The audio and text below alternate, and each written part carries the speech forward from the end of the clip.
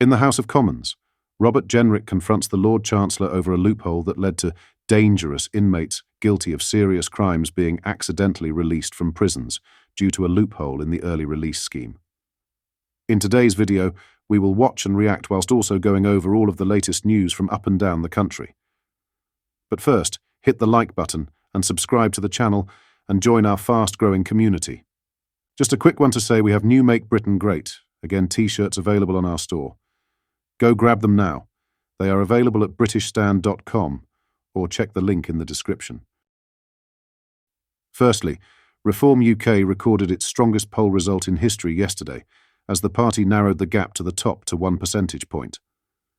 Nigel Farage's party polled a whopping 25%, 2 points ahead of Kemi Badenoch's third, placed Conservatives on 23%. Labour's lead shrunk to 1 point, as voters abandoned Keir Starmer for a series of unpopular decisions, including raising taxes by £40 billion, stripping pensioners of winter fuel payments, and slapping farmers with death duties. We have dug into the data behind the poll, analysing the regional projected vote share for each party. It revealed Reform UK had polled the most support in 4 UK regions. They were the West Midlands, South East England, both outright, Wales and Yorkshire, and the Humber, both joint first with Labour. The West Midlands recorded the strongest backing for right-wing parties with Reform on 33%, the Tories second with 29%, and Labour far behind in third with 19%. Reform's weakest region was Scotland, where the Populist Party only polled 16% of the vote behind the SNP's 34% and Labour's 23%. Northern Ireland data was not available. This comes as voters continue to punish Labour at the ballot box since the general election. Labour has suffered a net loss of 25 seats since then, with the Conservatives up 23 seats and Reform up 6.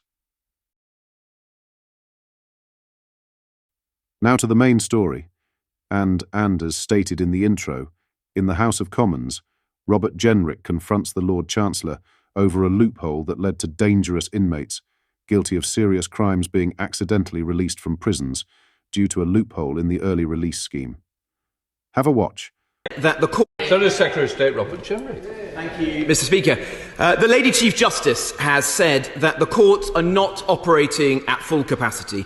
Instead of increasing sitting hours, the Justice Secretary's defining intervention in her 5 months in office has been to accidentally let out dangerous criminals from our prisons. And just last week, she rushed to Parliament to close loopholes she created for stalking, for disclosing private sexual images, and for murder. She could be signing deals with other countries to get new prisoner transport agreements. She could be using visa sanctions with foreign countries to force them to take back the 10,000 foreign criminals in our prisons. She isn't. Meanwhile, criminals are being released and are re-offending already. Will the Justice Secretary commit now to end her dangerous and unnecessary early release scheme? Mr. Speaker, I do think the Shadow Minister could at least have apologised to the country for being part of a government and a party that ran out of prison places. It was the Tory party that ran the system at boiling hot, over 99% capacity. So I'll take no lessons from him, because it is this government that is cleaning up the mess that his party left behind. What are your thoughts on this? Let me know in the comments. In other news, a Plymouth bus driver has been jailed for 2 years after killing a pedestrian while reading a piece of paper at the wheel.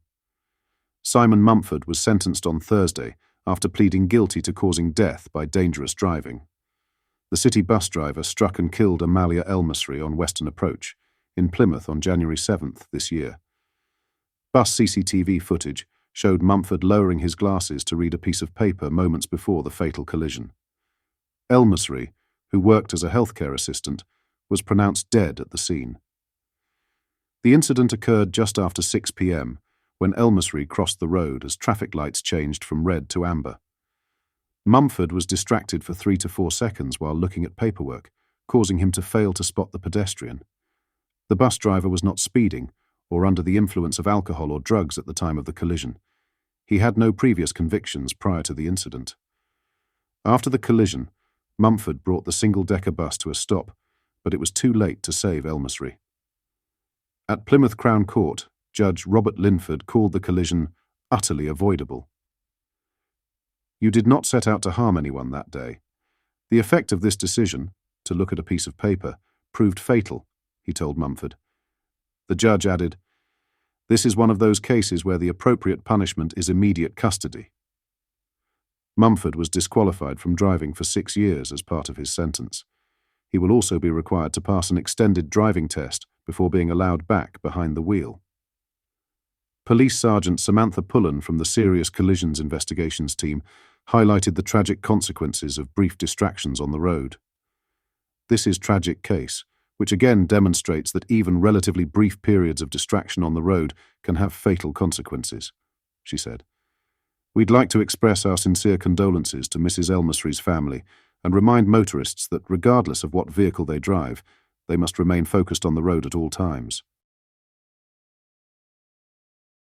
Lastly, Prince Andrew invited an alleged Chinese spy into Buckingham Palace, St. James's Palace, and Windsor Castle. The Chinese businessman, 50, who cannot be named for legal reasons, was invited into Buckingham Palace twice, according to the Times. The pair, whose relationship is thought to date back to 2012, previously attended a function at St. James's Palace and Windsor Castle. The Chinese businessman, who was not known to be a security risk at the time, attended Prince Andrew's birthday party at Royal Lodge, where the Duke and Duchess of York reside. The 30-bedroom Windsor property has sparked a royal feud between the Duke of York and King Charles, with the monarch suggesting his brother should downsize to Frogmore Cottage. The alleged spy was barred from entering the UK in 2021 when he was stopped at the border under counter-terrorism laws. In a hearing on Thursday, in which he unsuccessfully tried to overturn the ban, details of the individual's connection to the royal family emerged. Other senior figures who met with the man include former Chancellor George Osborne. A statement from Andrew's office asserted that Andrew had ceased all contact with the businessman. The announcement read, "The Duke of York followed advice from His Majesty's government and ceased all contact with the individual after concerns were raised. The Duke met the individual through official channels, with nothing of a sensitive nature ever discussed. He is unable to comment further on matters relating to national security." What are your thoughts on what we discussed in today's video? Let me know down in the comment section below. If you've not yet already, make sure you do drop a like on this video and subscribe to the channel for more British content. Thank you. Take care. Goodbye.